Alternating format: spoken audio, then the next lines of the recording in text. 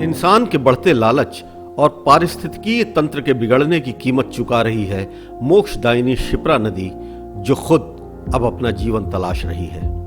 जाना पाव की पहाड़ियों से निकलने वाली शिप्रा नदी मंदसौर जिले से जाकर चंबल नदी में लीन हो जाती है। अपने तेज बहाव के चलते ही इस नदी का नाम शिप्रा पड़ा था, लेकिन देश की बाकी नदियों की तरह ही क्षिप्रा नदी भी अब सिकुड़ती जा रही है।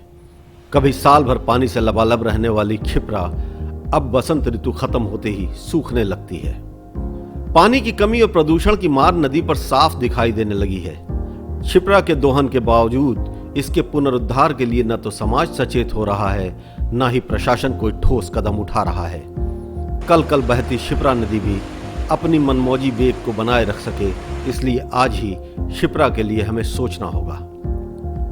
क्षिप्रा और भारत की अन्य नदियों को बचाने के लिए 16 दिसंबर से लेकर 18 दिसंबर तक उज्जैन में राष्ट्रीय जल सम्मेलन का आयोजन किया गया, जिसमें जल जन जोड़ो अभियान, जल बिरादरी, rotary India water conservation trust और रोटरी क्लब उज्जैन की भूमिका रही। 3 दिवसीय आयोजन के पहले दिन उज्जैन शहर के क्षीर सागर से लेकर झालरिया मठ तक जल यात्रा निकाली गई।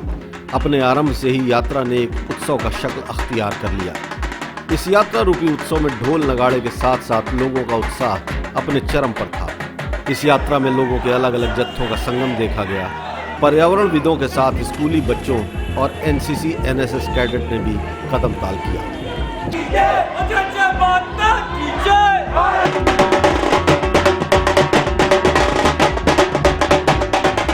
जल यात्रा के बाद एक कार्यक्रम का आयोजन किया गया, जिसमें स्थानीय लोगों के साथ नदियों को बचाने के तरीके साझा किए गए।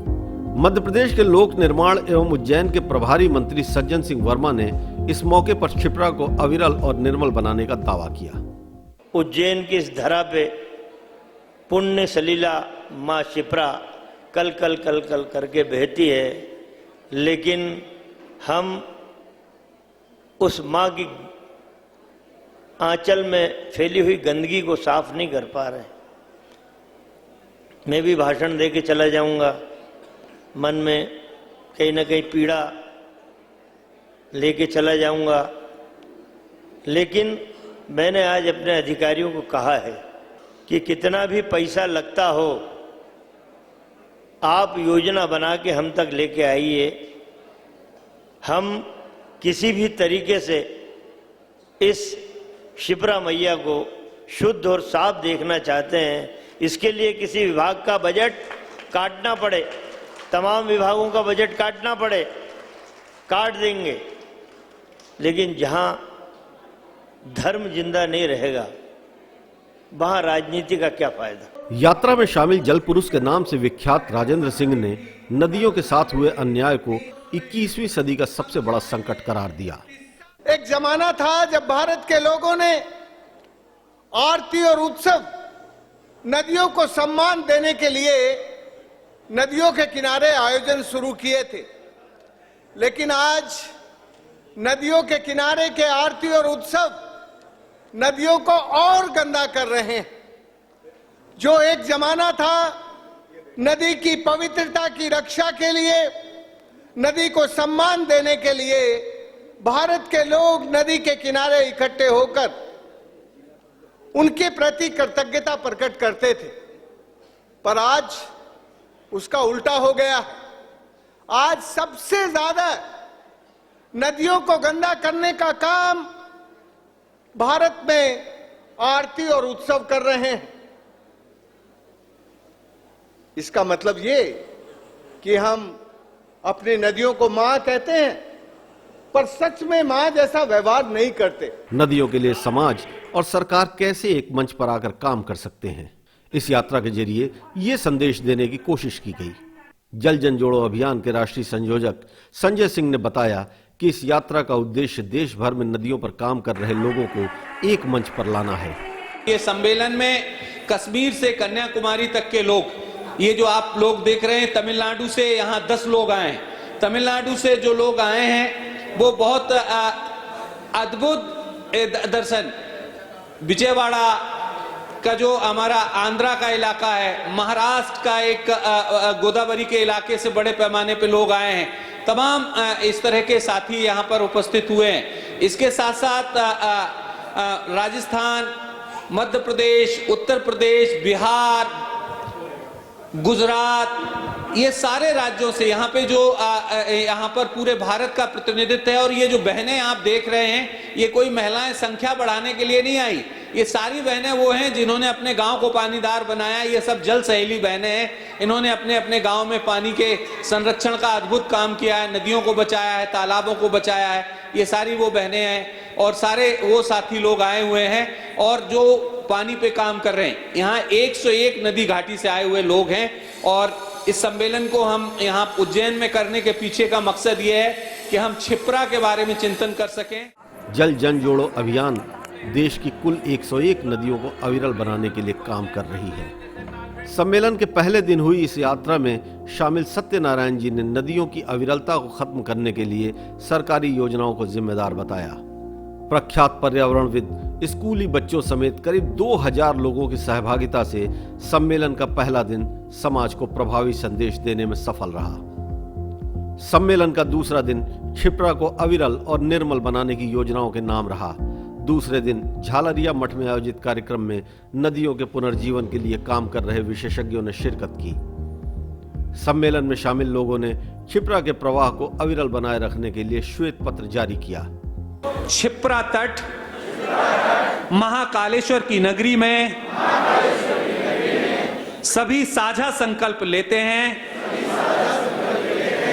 भारत भूमि को सुख, समृद्धि, शांतिमय बनाने के लिए यहाँ के जल, जंगल, जमीन को बचाकर भारत की नदियों को शुद्ध सदा नीरा बनाएंगे। नदियों के अधिकार को संरक्षित एवं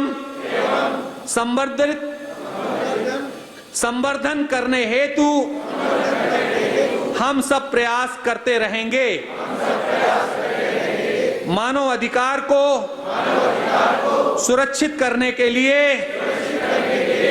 जल व नदी संरक्षण, संवर्धन करना आवश्यक है।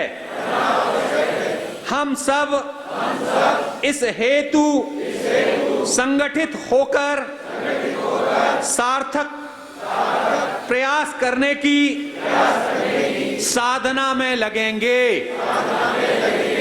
धन्यवाद।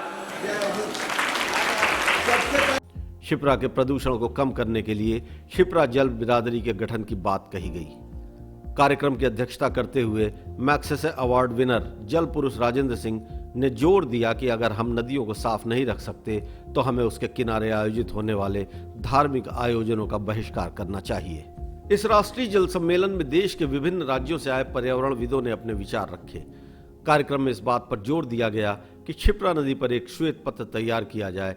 इस पत्र में क्षिप्रा को अविरल और निर्मल बनाने का पूरा खाका पेश किया जाए, जो भविष्य में सरकारों के लिए उदाहरण बन सके। दूसरे दिन का समापन नदियों पर आधारित नृत्य नाटिका के जरिए किया गया।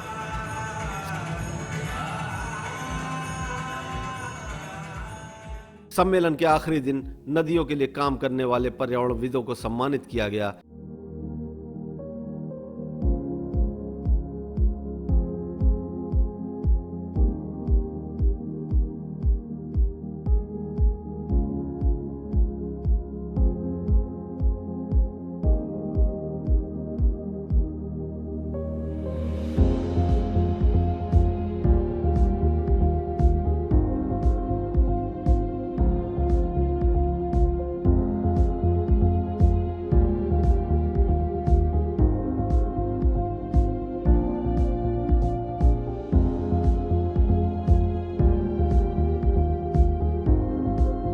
रोटरी क्लब के पूर्व गवर्नर रवि प्रकाश लंगर ने क्षिप्रा की अविरलता के लिए 5 साल की कार्य योजना बनाने की बात कही। 7 दिन हमको विचार करना है और 1 दिन काम करना है और हर 3 महीने के अंदर हम एक आत्म अवलोकन की एक बैठक करेंगे, चर्चा करेंगे कि हमने जो लक्ष्य 5 साल का बनाया था उसमें हमारी क्या योजना थी, 6 महीने की क्या योजना थी, 1 साल की या क्या योजना थी, 2 साल की क्या योजना थी, और हम उस लक्ष्य को प्राप्त करने में जो हमारी योजना थी उसमें कितने आगे बढ़ सके। क्योंकि सेल्फ असेसमेंट के बिना हम कुछ नहीं कर पाएंगे। पर मैं आपको विश्वास दिलाता हूं, हमारे सब मित्रों के माध्यम से, पाहवा जी के माध्यम से, वशिष्ठ जी के माध्यम से, और सभी रोटरी वालों के माध्यम से और सभी जन जागरण के माध्यम से, कि मैं आपको विश्वास दिलाता हूं कि हम निरंतरता से प्रयास करेंगे इस लक्ष्य को प्राप्त करने का। समागम में इस बात पर भी जोर दिया गया कि नदियों का पुनरुद्धार करने के लिए हमें इस मुहिम में नारी शक्ति को भी जोड़ना होगा। बिना नारियों के सहयोग के नदियों की अविरलता की बात करना बेमानी होगा। जब तक नीर, नारी, नदी का सम्मान नहीं होगा तब तक भारत की नदियों को प्रवाह मुक्त और निर्मल बनाने का दावा हवा हवाई ही साबित होगा। क्षिप्रा के लिए आयोजित 3 दिवसीय सम्मेलन को लोगों का भी भरपूर प्यार मिला और इस तरह के आयोजन की सार्थकता भी यही होती है कि जनमानस इस मुहिम में शामिल हो और नदियों को बचाने के लिए संकल्प ले। उज्जैन में आयोजित राष्ट्रीय जल सम्मेलन अपने लक्ष्य को प्राप्त करने में पूरी तरह सफल रहा। 3 दिन की जागरूकता सम्मेलन